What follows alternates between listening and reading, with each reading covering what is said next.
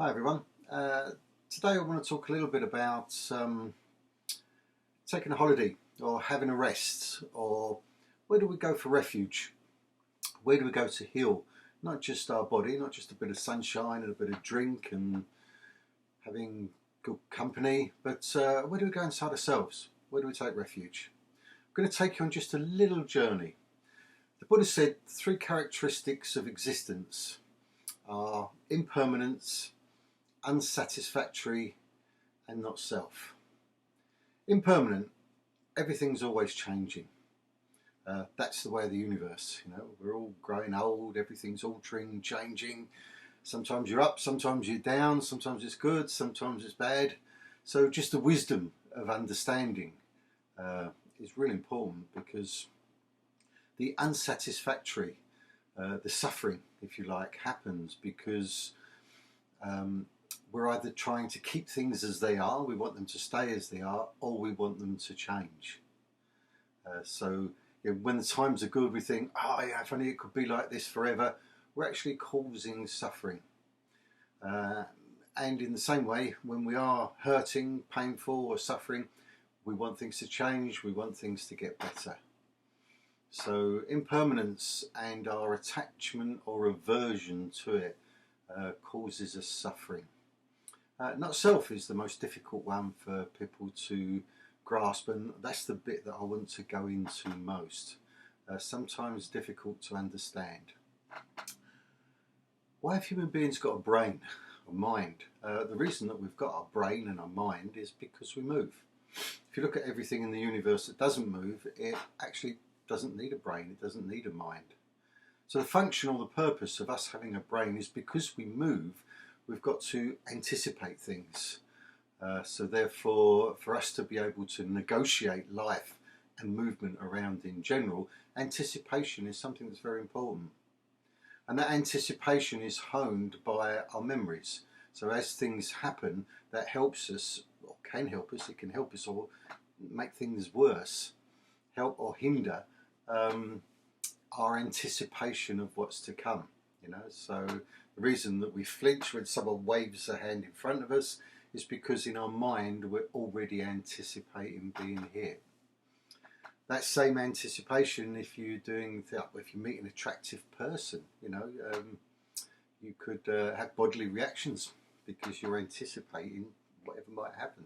So our feelings or our emotions are born out of this anticipation and built up from memories, our culture, everything that we've been trained, taught, will train and hone the way that our mind and emotions function. So if we are constantly, our mind is churning because either from memories or what we're afraid or scared or encouraged by something that's going to happen, this is what makes us who we are. So our minds and emotions sometimes can be a real turmoil as a result, and we can't get away from it. We're stuck. And this is where you get this idea of the snake that eats its own tail. It goes round and round and round and round. And once your mind gets into that spiral, when you think about who you are because of this kind of culture that you've been brought up to, that's where the real extreme suffering comes as a result. So how do we get out of it? Well, our mind functions because we move. So the key is stillness. When we can be completely and totally still, when we can make our mind become still, so it's not doing what it was meant to do because there's no movement. And the more still that you can be, the longer that you can be still and focus on that, that's going to be the closest you find out who you really are. We know we're not our name because our parents gave that to us. If we think about it, we're not our body because our body just works anyway, doesn't it? It lives and it dies. We don't really have that much say. We've got some say. We can get fatter, thinner, etc. But actually, our liver, kidney, hair grows, nails grow, whatever. The body just carries on and then in the end just dies. We don't have a great deal of say. So what is this self? The nearest you're going to get to it is in that stillness. how do we make that stillness? How do we make it happen? Well, what we do is literally sit still. But in sitting still, there are certain keys. Sit still or stand still, because in Tai Chi, of course, we do a lot of standing meditation as well. We call it Nei Gong, or inner work. Good posture, good breathing. Good breathing gets more air into the lungs, more oxygen into the blood, more oxygen to the brain. That makes your mind more aware. Good posture helps you to breathe properly. And if you slump, you feel tired. If you sit or stand straight, you feel much more alert because your breathing is a lot better. So good breathing makes your mind more aware. And then you focus your mind. You bring it to one point.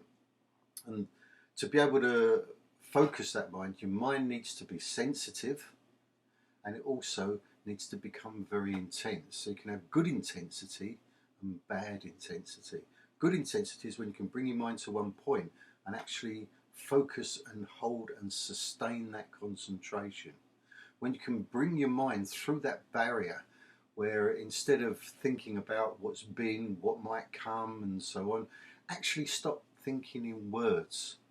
Let your mind become completely and utterly still. And that's the closest you're going to get to find out who you really are. This is the place to go to refuge. There's no thought, there's no emotion, there's no thinking about what's been or what might happen.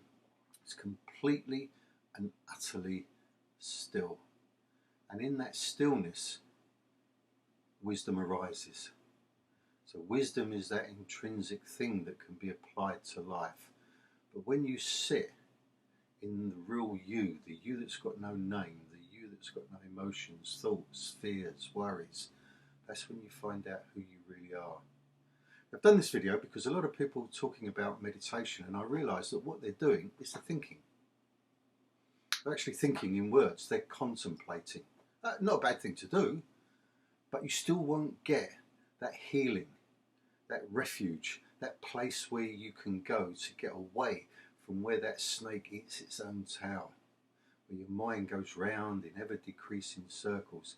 To get out of that, you've got to find this place of refuge, and that's where it is.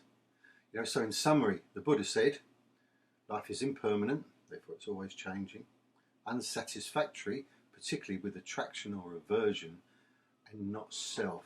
And getting into that not self, understanding that not self, for us is really important, because when you can take refuge from there, all your worries, all your cares, all your pain, all your agony goes away. And that's where you will find the wise you. Okay guys, just a short one, but I hope that helps you. Okay, thank you, bye.